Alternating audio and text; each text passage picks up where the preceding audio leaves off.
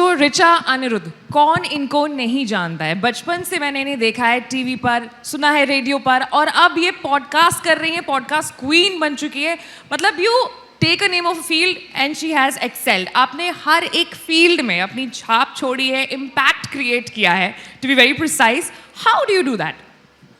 My god, thank you so much. मतलब क्या बोलूँ मैं, कैसे किया है? मुझे लगता है बस हाँ, शुरुआत टेलीविज़न से हुई थी मेरी 2002 में, जब मैंने जी न्यूज़ ज्वाइन किया था. उसके बाद I was the only one जो टीवी करके फिर रेडियो में गया. नॉर्मली बहुत सारे लोग रेडियो करके टीवी में आते हैं. तो 2014 में मैंने बिग एफएम ज्वाइन किया, जो विधि है यहाँ पर अभी. yes, विधि और मैं कॉलीग्स रहे हैं बिग एफएम में. उसके बाद फिर डिजिटल का दौर आ गया, और जब टीवी पे मेरा शो ज़िंदगी लाइव आता था, वो बहुत पॉपुलर था उस समय. मुझे वो बाद में रियलाइज़ हुआ जब मैंने छोड़ दिया. एंड बहुत लोग मुझसे पूछते थे कि ज़िंदगी लाइव दोबारा हम कैसे देख सकते हैं. तो एक बार कहीं रैंडमली मैं किसी इवेंट में थी, तो मैंने कुछ यंगस्टर्स थे, मैंने कहा अच्छा मैं अगर यूट्यूब पर वो शो दोबारा शुरू करूँ तो देखोगे? बोले मैम अभी भी डिजिटल मीडिया पे ही देखते हैं, जो भी वॉट एवर इज़ देयर. तो थॉट आया कि चलो ज़िंदगी विद रिचा यूट्यूब पर शुरू किया जाए. और जब ये सारा कुछ करती रही आशी, तो I don't know if any one of you has followed my the body of work that I do. ज़्यादातर सोशल जर्नलिज्म मैं उसको कहना, जैसे लोग कहते हैं ना एंटरटेनमेंट जर्नलिस्ट, स्पोर्ट्स जर्नलिस्ट. मुझे लगता है I have always been a social journalist. Positive stories used to pick. Positive and जिसका कोई मैसेज हो या मोटिवेशन हो, वो करते करते ज़िंदगी में कब खुद वो मेरी जमघट पाठशाला जो प्रीति ने बताया, वो कोविड के बाद कुछ देखा कि कुछ बच्चे स्कूल ड्रॉप आउट्स थे, पढ़ाई छूट गई, कुछ की मम्मियाँ उनको काम पे लाने लगी. तो मुझे रियलाइज़ हुआ कि अचानक कि बहुत सारे बच्चे कोविड के बाद हमारे बीच में वर्कफोर्स में आ रहे हैं. वो मुझे बहुत झटका लगा. तो सोचा खुद क्या कर सकते हैं. एक प्रॉपर स्कूल तो खोल नहीं सकते, तो एक 2-3 घंटे का सुबह हम इनफॉर्मल स्कूल चलाते हैं, जिसमें वो सारे बच्चे जिनके स्कूल छूट गए, लेकिन हम उनको फिर जब अप्रैल एजुकेशन वो एकेडमिक साइकिल शुरू होती है, हम वापस उनको स्कूल भेजते हैं. उनको moral values, health, hygiene, awareness, वो सब करके 6-8 महीने, साल भर जितना टाइम वो बच्चा मेरे साथ रहता है, and then we send them to regular schools. तो ये कुछ एक निचोड़ है मेरे काम का. उस बीच वैसे टीवी से पहले मैंने अखबार में भी काम किया है. बिल्कुल. मैंने कहा ना कि आप फील्ड का नाम लो और आपने वहाँ पे अपनी छाप छोड़ी है, इम्पैक्ट क्रिएट किया है. Social media has played a very good part in your life. आपने मीडिया को बहुत शुरुआत से देखा, आप अभी भी you are a part of it somehow. क्या आपने डिफरेंस देखा सोशल मीडिया में, मतलब the impact then versus now? देखिए, देन में जब मैं न्यूज़ एंकर थी तब तो सोशल मीडिया था नहीं, एंड थैंक गॉड नहीं था. क्योंकि अब मैं देखती हूँ कि ज़रा सी छोटी सी किसी न्यूज़ एंकर से गलती हो जाए, या कुछ भी एक फंबल हो जाए, या कुछ भी, इतनी ट्रोलिंग कर देते हैं न्यूज़ एंकर्स की. And every time that happens मैं सोचती हूँ थैंक गॉड हमारे टाइम में नहीं था. हमने धीरे धीरे उसको आते देखा, धीरे हमें टाइम लगा उसके हिसाब से. आज की जनरेशन तो सोशल मीडिया ही देख रही है, हमने नहीं देखा था. तो जैसे जब मैं अपना शो यूट्यूब पे लाई, तो मुझे बहुत चीज़ें सीखनी पड़ी. बहुत शुरू में मुझे याद है जब मैं चैनल शुरू की थी, तो मेरे से एक लड़का आया, कहता है आप 5 लाख रुपए दे दीजिए, मैं आपको इतने सब्सक्राइबर्स दिला दूंगा, इतने व्यूज़ दिला दूंगा, ये कर दूंगा. मैंने कहा मेरे पास 5 लाख रुपए होंगे ना, तो मैं 10 एक्स्ट्रा एपिसोड्स अच्छे बना दूंगी, मैं तुमको 1 पैसा नहीं दूंगी. सो कुछ चीज़ों में ना हम बिल्कुल वो रहे, क्योंकि आता नहीं है वो सोशल मीडिया मार्केटिंग नहीं आती. अब धीरे धीरे चीज़ें सीख रहे हैं, but I still decided on a few things that I will not spend on fake marketing, I will not invest in bots and all of that. तो चल रहा है, धीरे धीरे सीख रहे हैं. बस मुझे सिर्फ ये लगता है, मैं हर जगह लोगों से कहती हूँ, सोशल मीडिया भी वो दुधारी तलवार है. उसमें बहुत नेगेटिविटी है, उसमें बहुत पॉजिटिविटी है. कई बार आप देखेंगे किसी अच्छे कॉज के लिए लोग ऐसी एक स्टोरी शेयर कर देते हैं, और कोई गरीब होता है उसकी मदद हो जाती है, किसी भी तरह की हेल्प हो जाती है. तो हम उस दुधारी तलवार का इस्तेमाल सिर्फ अच्छे के लिए करें, नेगेटिविटी के लिए ना करें. खासकर I see so many young girls sitting here, क्योंकि मैं देखती हूँ सोशल मीडिया पर लोग कई बार बहुत अब्यूजिव हो जाते हैं, बहुत दूसरे का कैरेक्टर असैसिनेशन कर देते हैं, इतना बुरा लिखते हैं. एंड मैं सोचती हूँ कि कहीं अगर मैं आपके बारे में इतना बुरा लिख रही हूँ, आप मेरे सामने खड़ी होंगी, तो क्या मैं उतना बुरा आपको बोल पाऊँगी? नहीं बोल पाएंगे. तो सोशल मीडिया पर हमारा कॉन्डक्ट वैसा ही रहे ना, जैसा हम रियल लाइफ में रखना पसंद करते हैं, या हम चाहते हैं जैसा हमारे साथ हो. बट चूंकि वहाँ एक डीपी है, जो डीपी ज़रूरी नहीं है आप अपनी फ़ोटो लगाएं, आप किसी की भी लगा देती हैं, किसी एक्टर एक्ट्रेस की या नेता की, उसके पीछे छुपकर हम बहुत गलत काम कर रहे हैं. तो वो एक मुझे लगता है Ashi, we should use social media to create the impact. Exactly. कुछ बेहतर करें समाज के लिए, तो अब तो अच्छा है. जब वो नुकसान करने लगता है, जब हम नेगेटिविटी क्रिएट करते हैं, जब हम फेक स्टोरीज या फेक न्यूज़ फैलाते हैं, वहाँ वो बहुत डेंजरस है. बिल्कुल. अब क्योंकि बात हो रही है सोशल मीडिया की, हम आप आज की डेट में हर कोई जो कंटेंट क्रिएट कर रहा है यूट्यूब पे कर रहा है. और यूट्यूब एक ऐसा प्लेटफॉर्म है जहाँ पर कोई भी साइन अप कर सकता है, कंटेंट बना सकता है. तो ऐसे में ना एक सवाल खड़ा होता है क्रेडिबिलिटी का, जैसे मैं हूँ, आप हैं, कोई भी न्यूज़ चैनल है, हम एक लाइन बोलने से पहले 10 बार रिसर्च होती है, तथ्यों की जांच होती है, ये बोलना है नहीं बोलना है, इस पर बाकायदा एक पूरी मीटिंग होती है, एजेंडा डिसाइड होता है।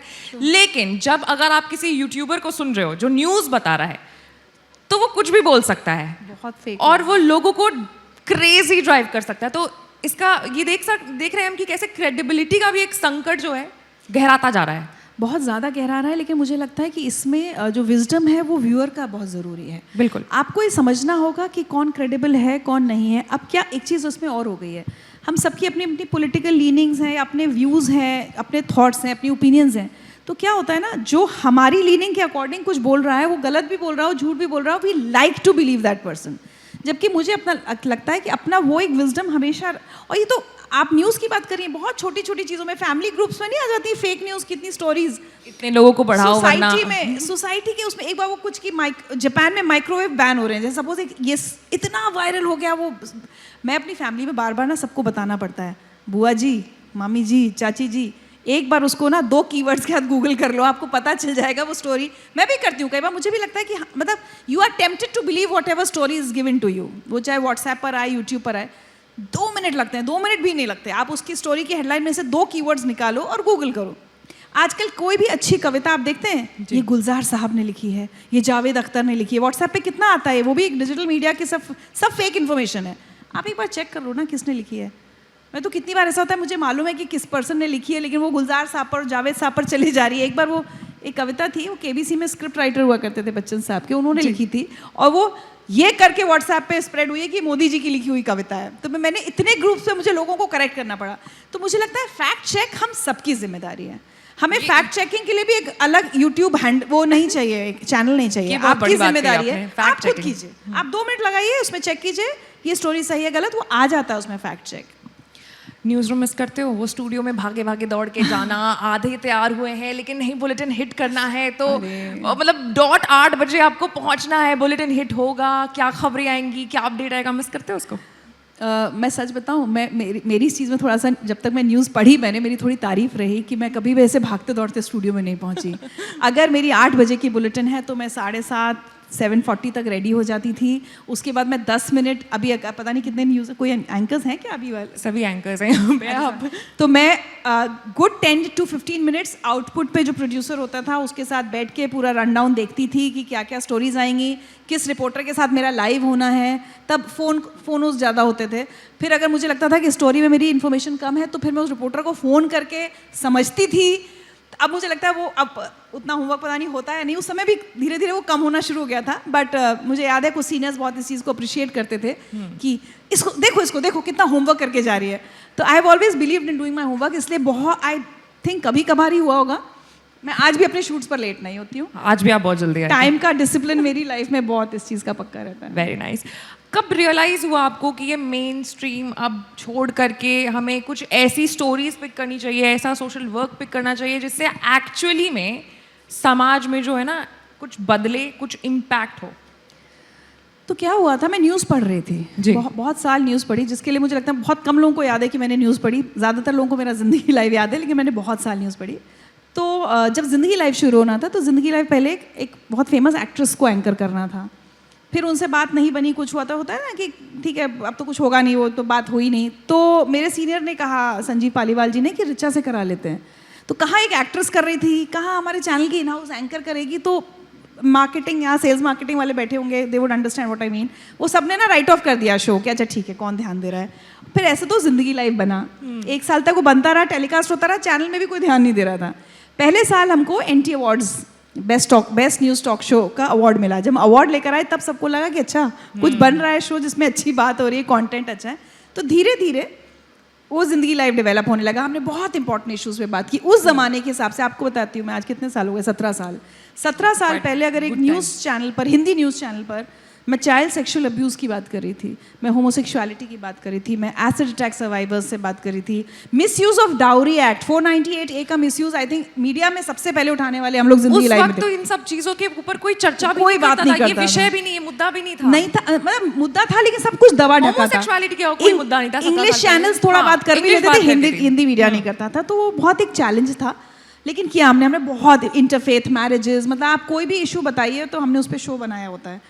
फिर क्या हुआ, धीरे धीरे ना मैं न्यूज़ से डिस्कनेक्ट होती चली गई, क्योंकि ज़िंदगी life wanted me to be very sensitive, और बच्चों ने सुसाइड किया है। मैं एक ऐसे एपिसोड शूट कर रही हूँ जिनके उन पेरेंट्स के साथ जिनके बच्चे ने सुसाइड कर लिया। तो धीरे धीरे ना मुझे ऐसा लगा कि मेरी स्प्लिट पर्सनालिटी हो जाएगी, कि मैं एक टाइम तो ये कर रही हूँ, दूसरे टाइम मैं ये। तो मैंने अपने बॉसेस से फिर रिक्वेस्ट करना शुरू किया कि मेरे न्यूज़ में अब मन नहीं लग रहा। तो धीरे धीरे न्यूज़ से विड्रॉ किया मैंने। लेकिन 14-15 में मुझे एक न्यूज़ चैनल ने उसी न्यूज़ चैनल ने वापस बुलाया कि अब तुम आओ न्यूज़ पढ़ना। तो मुझे लगा अब न्यूज़ छोड़े इतने साल हो गए, कहाँ पढ़ पाऊँगी। जैसे नहीं कर लोगी, ठीक है। उस एक साल में आशी मुझे रियलाइज़ हुआ कि मैं नहीं कर पाऊँगी। जमघट की शुरुआत कैसे हुई? जिन लोगों को नहीं पता है जमघट क्या है, तो मैं बता दूं कि ऋचा जी जो हैं वो अंडर प्रिविलेज स्टूडेंट्स को पढ़ाती हैं फ्री ऑफ कॉस्ट। उनकी सारी स्टेशनरी का खर्चा, पूरे पढ़ाई का खर्चा वो खुद ही बेयर करती हैं। एक्चुअली जमघट पाठशाला ना बहुत, जैसे कहते हैं ना कि बस कुछ होना होता है काम। तो जैसा मैंने कहा, कोविड में सबके हम लोग के डोमेस्टिक हेल्प्स आना, मेड्स आना बंद हो गई थी ना। उसके बाद जब वापस खुला वो लॉकडाउन के बाद, तो मैं देखती थी जैसे कोई लेडी आई अपनी बच्ची को, इतनी सी बच्ची, तो मैं बोलती थी बच्ची को तो मैं नहीं काम पे रखूँगी। ये ना एक अवेयरनेस मुझे लगता है हम सब में बहुत ज़रूरी है। बहुत घरों में मैं जाती हूँ, बड़े बड़े घरों में मैं देखती हूँ बच्चियाँ काम कर रही हैं या छोटे लड़के काम कर रहे हैं, वो गलत है, लीगली भी और मॉरली भी। तो मैं मना करती थी, तो वो लोग अपनी मजबूरी बताती थी कि मेरे हस्बैंड की डेथ हो गई, ये हो गया, वो हो गया, बच्ची का पढ़ाई छूट गई। तो समझ नहीं आया कि क्या करूँ। और हम लोग हमेशा कहते हैं ना, be the change you want to see. तो मैंने अपने आप से पूछा कि ऋचा तुम कब तक ये क्रिब करती रहोगी, कुछ तो तुम्हें करना पड़ेगा। तो मुझे याद है 2021 के बाद की बात है शायद, हाँ 21 में मैं सड़क पे ऐसी बैठी, एक बोर्ड रखा और मैं ही थी और 7 बच्चे। हमने ऐसे आसपास, मेरी टीम ने कह दिया था कोई बच्चे हैं जिनका स्कूल छूट गया, तो 7 बच्चों से हमने शुरुआत की थी। और आज 100 से ज़्यादा बच्चे हैं, किसी किसी दिन 150 बच्चे हमारे यहाँ 150-200 हो जाते हैं। तो मोटिव वही रहा। अच्छा क्या होता है जब आप सड़क किनारे बैठे हैं, उसके 2 पर्पस थे। बहुत लोगों ने कहा आप एक कमरा किराए पे ले लो। मैंने कहा देखिए, मैं कमरा किराए पे लूँगी तो गरीब बच्चों को पता कैसे चलेगा कि मैं यहाँ पढ़ा रही हूँ। अभी क्या है, प्रीति ने जैसे कहा, उन्होंने देखा है वहाँ पे सुबह जैसे क्या होता है, कोई गार्ड जा रहा है ड्यूटी पे, कोई ई-रिक्शे वाला जा रहा है, कोई मेड जा रही है, तो वो देखती है अरे यहाँ बच्चे पढ़ रहे हैं, तो वो आके मुझसे पूछते हैं हम अपने बच्चे को भेज दें क्या कल से। तो पहले तो मैं इनकरेज करती हूँ कि देखिए मेरे यहाँ नहीं, आप स्कूल भेजिए। लेकिन फिर बहुत टेक्निकल प्रॉब्लम्स होती हैं जो हम लोग कई बार नहीं समझ पाते। मैडम वो आधार कार्ड नहीं है, वो स्कूल में, गांव में स्कूल था, वो टीसी नहीं है, ऐसा नहीं। फिर मैं बोलती हूँ अच्छा ठीक है भेज दो। और दूसरा क्या होता है, लोग ऑफिस जा रहे हैं अपने, तो हमें डोनर्स मिल जाते हैं क्योंकि कोई हमारे वहाँ मंदिर है, कोई मंदिर आता है, दिखता है अच्छा काम हो रहा है। हाँ। तो कोई आके बिस्किट्स दे गया, कोई आके स्टेशनरी दे गया, ऐसे चल रहा है हमारा काम।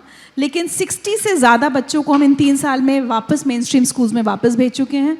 उसमें भी जब किसी की फैमिली कहती है कि हमें बच्चे को स्कूल भेजने के पैसे नहीं हैं, तो हम कहते हैं कि ठीक है तुम्हारे बच्चे का 1 साल की फीस भी हम देंगे, लेकिन बच्चे को स्कूल भेजो।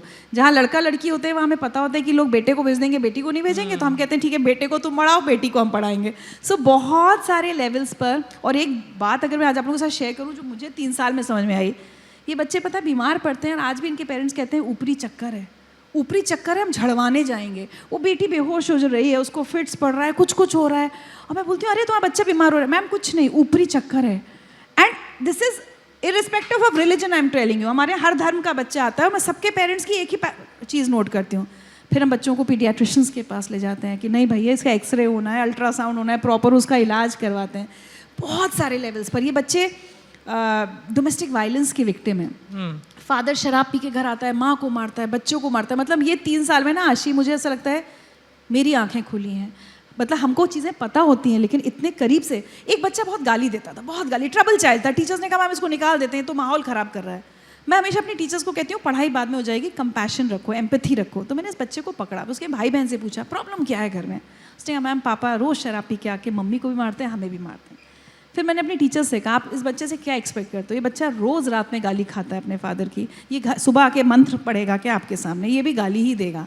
So then we are working on that kind of education, empathy. It's very difficult कि आप उतने छोटे बच्चों को वहाँ से शेप करो। आपने गाली की एक बात कही, मैंने सड़कों पे बहुत सारे बच्चों को देखा है जो नशा करते हैं। हमने छुड़वाए। वो अभी चला भी था, बीच में एक वायरल हुआ था, सुलोचन डाइल्यूटर वगैरह कुछ तो भी यूज करते हैं और उनसे नशा होता है उन्हें। मतलब मैंने ऐसे ऐसे बच्चों को भी देखा है। तो हम लोग तो अभी गुटखा, आज सुबह 2 बच्चे, मैम ये लड़का, अच्छा इतनी अवेयरनेस आ गई है कि बाकी शिकायत करते हैं मैम कल ये गाली दे रहा था, मैम कल ये गुटखा खा रहा था। तो फिर उनको प्यार से करना है, कभी डांटना है, कभी ये ब्लैकमेल करना है कि मैं तुम्हें जमघट से निकाल दूंगी, वो भी करना है। साम दाम दंड भेद सब करती हूँ। बट या अब मुझे ऐसा लगता है ज़िंदगी में ठीक है नाम ऐसे कहते हैं ना नेम फेम मनी सब हो गया, बट मुझे ऐसा लगता है आशी वेरी ऑनेस्टली मुझे सेटिस्फैक्शन जो मिल रहा है वो ये काम करने से मिल रहा है. And Vidhi sitting here knows कि हमने बिग हीरोज़ करके बिग एफएम पे जब ये शो चलाते थे जहाँ पे हर हफ्ते हम एक ऐसा सोसाइटी का रियल हीरो बताते थे, और मैं कई बार ये कहती थी, ऑन एयर भी कहती थी कि इनको देख के लगता है कि हम कुछ नहीं कर रहे, हम क्या कर रहे हैं. बिल्कुल. और खुद के छोटे होने का एहसास होता रहा बार बार कि मैं ठीक है मीडिया में हूँ लेकिन अच्छे पैसे कमा रही हूँ ना, सब कुछ कर रही हूँ. ये आदमी देखो पेड़ लगा रहा है जाके, वो आदमी बच्चों को पढ़ा रहा है, वो आदमी गरीबों की सहायता, कुछ कितने साल हमने बिग हीरो किया, 8 साल. एवरी वीकेंड हम एक बिग हीरो बताते थे. But somehow all those big heroes collectively inspired me to do something for the society, जो काम मुझे फाइनली अब सेटिस्फैक्शन दे रहा है. मेरा आखिरी सवाल, उसके बाद फिर हम क्वेश्चंस लेंगे. Richa, now what is your next target? अब क्या करना चाहते हो आप? मैं लाइफ अपनी ऐसे पता नहीं, I am not a very ambitious person, तो मुझे I live by the day. I am Osho follower, और ओशो ने तो दिन की भी नहीं, ओशो के ना पल की बात की कि वो बस इस पल जो है वो अभी है. इस वक्त मैं आपसे बात कर रही हूँ, मुझे नहीं पता मैं अगले पल क्या करने वाली हूँ. Only thing is professionally materialistically मैं नहीं सोचती अपने लिए कि हाँ ये और बड़ा घर या और बड़ी गाड़ी या ऐसा वैसा.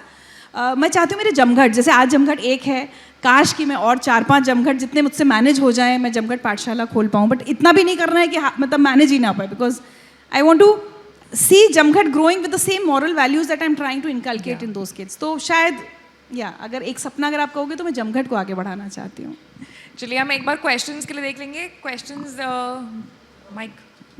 या हेलो मैम, मेरा नाम सादिका है. So I wanted to ask you, जैसा आपने बोला कि आप बहुत सेंसिटिव थी एंड आपको रोना आ जाता था कुछ न्यूज़ पढ़ के. सो लाइक मैं जर्नलिज्म कर रही हूँ अभी. So I want as a journalist आप मुझे क्या सजेशन देना चाहेंगी, क्योंकि मैं भी बहुत सेंसिटिव हूँ, मुझे भी बहुत जल्दी रोना आता है अगर कोई डांट दे वगैरह वगैरह. सो सजेशंस प्लीज़. देखिए, 2 अलग बातें हैं. किसी के डांटने पे रोना आना फ़र्क है और किसी के दुख पे रोना आना फ़र्क है. वो एम्पैथी, वो मैं कहूँगी डांटने पे हमने जितनी डांट खाई है ना बेटा, हम आपको आज मैं सही बताऊँ, मैं अपनी डॉटर को भी बोलती हूँ, सबको बोलती हूँ, आज के बच्चे ऐसी डांट खा ही नहीं सकते. किसी भी इंडस्ट्री में आपको आगे जाना है तो डांट तो खानी है, हम लोगों ने सबने खाई है. बट एम्पैथी का एलिमेंट कई बार ना ये कह दिया जाता है कि जर्नलिस्ट को सेंसिटिव होने की ज़रूरत नहीं है. तो मेरा जर्नलिज्म का हमेशा एक मंत्र रहा है, I try and step into the shoes of the other person, और समझने की कोशिश करती हूँ कि उस पर क्या बीत रही होगी या क्या बीती होगी, या किसी ने अच्छा भी किया है. हम बहुत मोटिवेशनल स्टोरीज दिखाते हैं, कोई गरीब बच्चा IIT करके निकलता है, कोई गरीब बच्चा UPSC क्लियर करता है, बहुत खुशी होती है.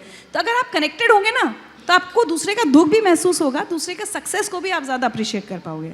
गुड आफ्टरनून मैम, मेरा आपसे ये क्वेश्चन है, in your opinion what role does journalism play in shaping public opinion on social issue? How many social issues are you seeing being raised by the journalists these days?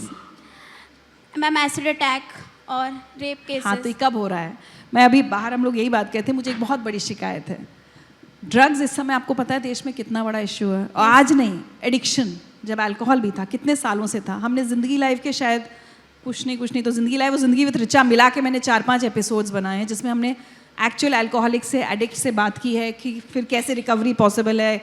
और जब मैं आपको बताऊं, जब ज़िंदगी लाइव किया था 2007 में, तो मुझे कहीं से एक रैंडम असम से एक फ़ोन आया एक बुज़ुर्ग अंकल का. बोले बेटा आज तुम्हें बहुत दुआएं देना चाहता हूँ, मुझे आज तक यही नहीं पता था कि अल्कोहलिज्म एक बीमारी है, एडिक्शन एक बीमारी है. अब तुमने आज इसमें बताया है, तुमने रास्ता दिखाया, मैं अपने बच्चे को दिल्ली लेकर आ रहा हूँ रिहैब में एडमिट कराने. नो मैम, मतलब बहुत कम ही ये सोशल इश्यूज़ के बारे में उठाया जाता है. एग्जैक्टली. तो हम लोग, मैं इसलिए कह सकती हूँ क्योंकि मैंने किया है, मैंने ज़िंदगी लाइव में as I said acid attack survivors के साथ डोमेस्टिक वायलेंस हमने फीमेल फीटिसाइड पे किया था, जहाँ मदर्स ने आके कहा कि उनके जब पता चला कि पेट में बच्ची पल रही है तो कहा गया उससे कि इसको अबॉर्ट करो. हमने ये इशू उठाया था. मुझे लगता है बहुत किया जाना भी बाकी है. जो मेन स्ट्रीम मीडिया है वो इतना सिर्फ पॉलिटिकल और कुछ सिलेक्टिव इश्यूज़ में इतना फंस गया है. हम सबकी कलेक्टिव जिम्मेदारी. अब एक चीज़ इसमें आप ये कह सकते हो, जो आप सोशल मीडिया की बात कहते जी, अब मेन स्ट्रीम मीडिया के साथ साथ सोशल मीडिया, डिजिटल प्लेटफॉर्म्स हैं, लोग यूट्यूब अपने इंडिपेंडेंट चैनल्स भी खोल रहे हैं, ब्लॉगर्स हैं, उनमें से जो कुछ सेंसिबल काम कर सकते हैं उन्हें सेंसिबल काम करना चाहिए. So it's as simple as that कि अगर you want to see the change, just be the change. Be the change. Exactly. Thank you so ma'am. much, Thank you, Richa, ma'am. for being with us today on ABP Live.